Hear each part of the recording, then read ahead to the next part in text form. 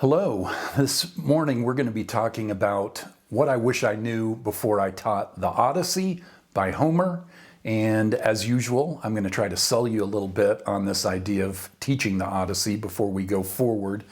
And I'm going to start to sound like a broken record, but part of the reason we as Christians teach the Odyssey is because it's beautiful. It has to be said again that the source and standard of all truth is God. Source and standard of all goodness is God, and the source and standard of all beauty is God. So as Christians, to denigrate beauty, to treat it as though it's unimportant, is to forget a crucial element of who our Maker and Redeemer is. We should delight in beautiful trees, in beautiful poems, in beautiful music. We should delight in all the good things that are out there, and the Odyssey is a beautifully written epic poem. So that's number one. Number two, just as with the Iliad, we find here the Greek mindset that it matters more what I say than what I do. As Christians, we believe the opposite. We believe a man is revealed by his actions. Matthew 7 again talks about good trees bearing good fruit. But for the Greek, because they are fated to face certain things in their lives, then when they face those things, we have to take their word for it that they don't want to be facing those things. So there's a few moments in the Odyssey where a suspicious person would say, "Hey, Odysseus, you said that you were hurrying home to see your wife, and now you are dallying with Calypso or dallying with Circe, and you're telling me you don't want to."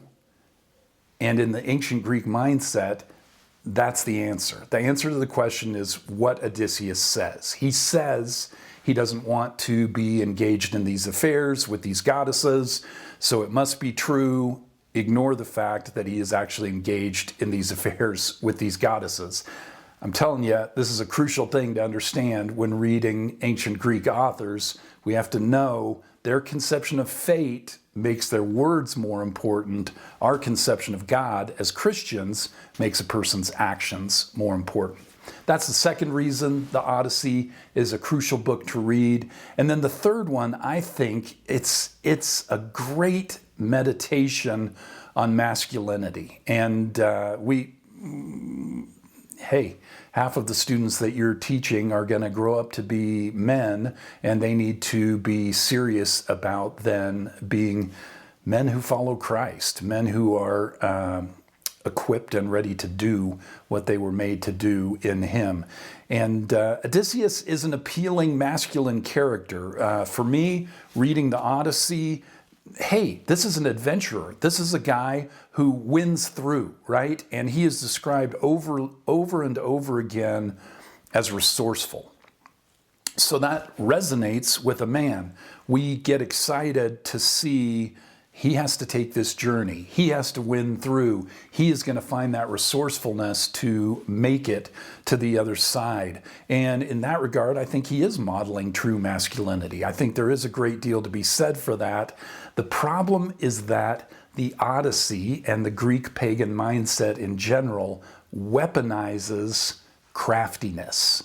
And what I mean by that is Odysseus is lauded as the most crafty of humans. This is what Athena says to him at one point in the poem. "Two of a kind we are, contrivers both. Of all men now alive, you are the best in plots and storytelling. My own fame is for wisdom among the gods, deceptions too." And that's really the key. For the Greek, craftiness is a virtue.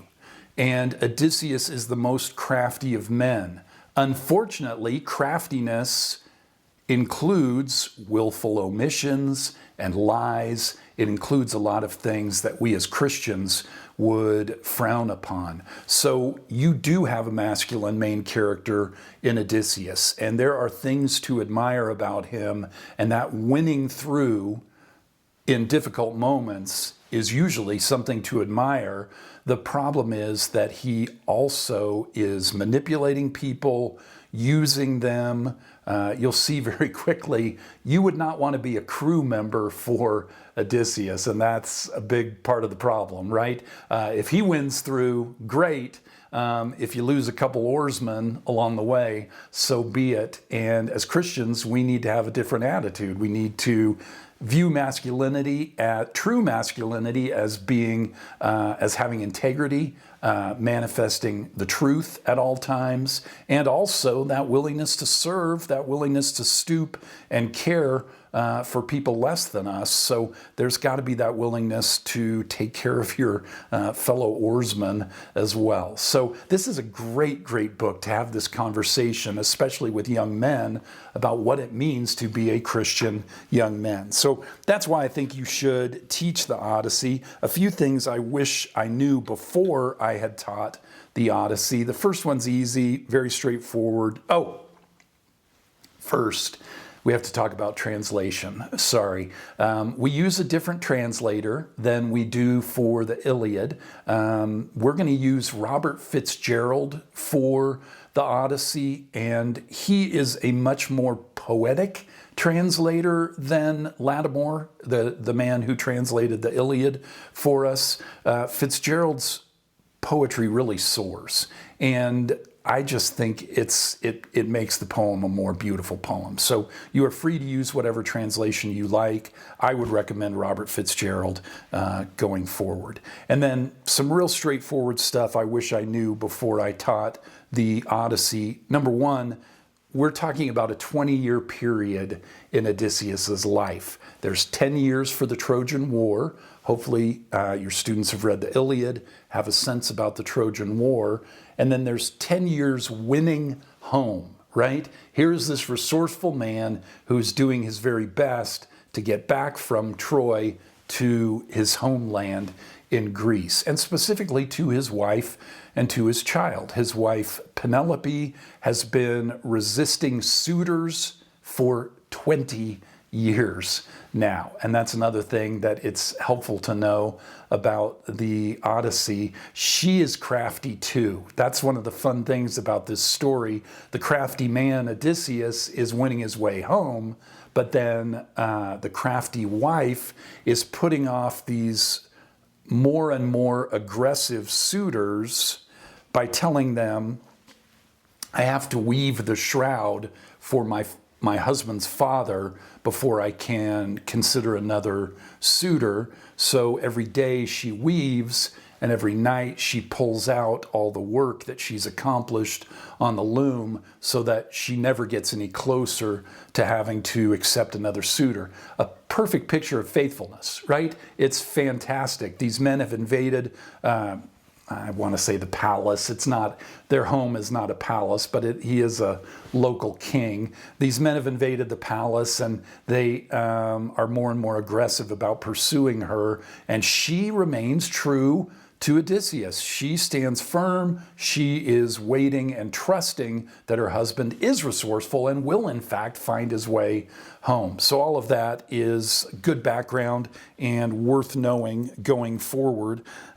We also should know that not only fate, but a particular god has it out for Odysseus. So in the Greek mindset, there's no chance for Odysseus to get home a lot faster because he has deeply angered Poseidon. And if you know your Greek mythology, Poseidon is the god of the sea. That's the wrong guy to anger when you are headed home over the Mediterranean. And so this is bad for Odysseus. You should know that too.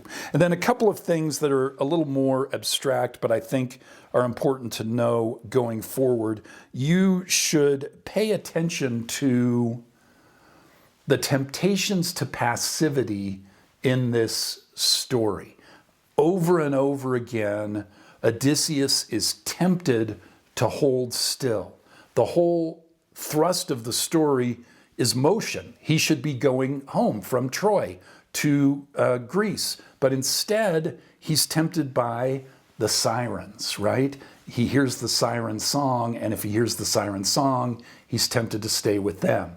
He's tempted by the island of the lotus eaters, seems like a pretty easy metaphor for drug use, right? That if you eat the lotus flower, you suddenly become lax and unconcerned with anything else. You just kind of want to hang around the island.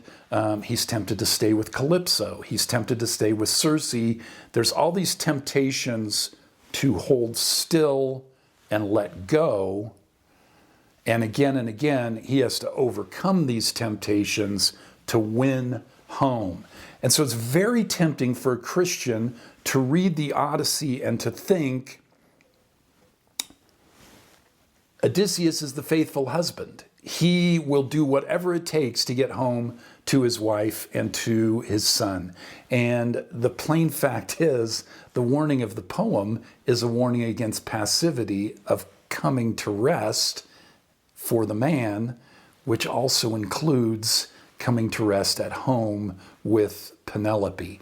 It's easy to romanticize and to say, oh boy, Odysseus is going to win home and, I don't know, maybe sit on the hearth and watch his wife weave for the rest of his life. You can't picture it. It's not possible. Odysseus is a man built for action. He admits it at different places in the poem. And so there's this irony of the poem that you need to see. The irony is, yes, he wins through. Yes, he resists all the temptations to passivity. Unfortunately, he's always also going to resist the temptation to just rest at home and be a husband to his wife.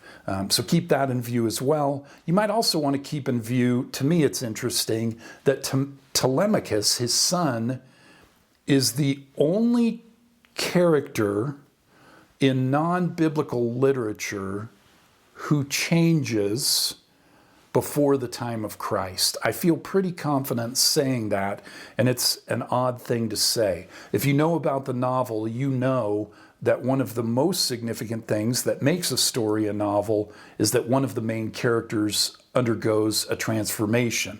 It could be for good, it could be for bad, but they're very different than they were from the beginning to the end. And you don't find that in the heroic literature of the ancients. You don't find that in a lot of the heroic literature of the medievals. Instead, it really bursts into the scene somewhere around 1300, 1400. So it's really noteworthy from a literary standpoint. What on earth? Here we have a son who actually grows up as Odysseus is away and learns what it is to be a man, first from Athena and finally from his father when his father reappears on the scene. So he goes from an overprotected child who wishes he had a father, who wishes he knew what it is to be masculine, and instead then grows into the man that he was intended to be. There's a great scene at the end, and I'll stop talking after this, but there's a great scene at the end where there's this contest between Odysseus, a disguised Odysseus, and the suitors, and they're trying to shoot an arrow through these axe heads, through the loops in the axe heads, and no one can string the bow. It can't be strung except by the mighty warrior Odysseus, who again is disguised. But Telemachus, on his fourth try, is able to string the bow and sees his father sort of shake his head and releases it to not reveal his power to the suitors just yet. And it's this great moment of growing up into being a man, right? Telemachus has all these doubts at the beginning, and at the end of the story, Telemachus finds that he is as mighty of a warrior as his father. And then there's the whole scene fighting the suitors, and you can probably guess how that goes. But that's what I wish I knew before I taught the Odyssey. Fantastic book, especially for boys, and I hope you get the chance to teach this as well.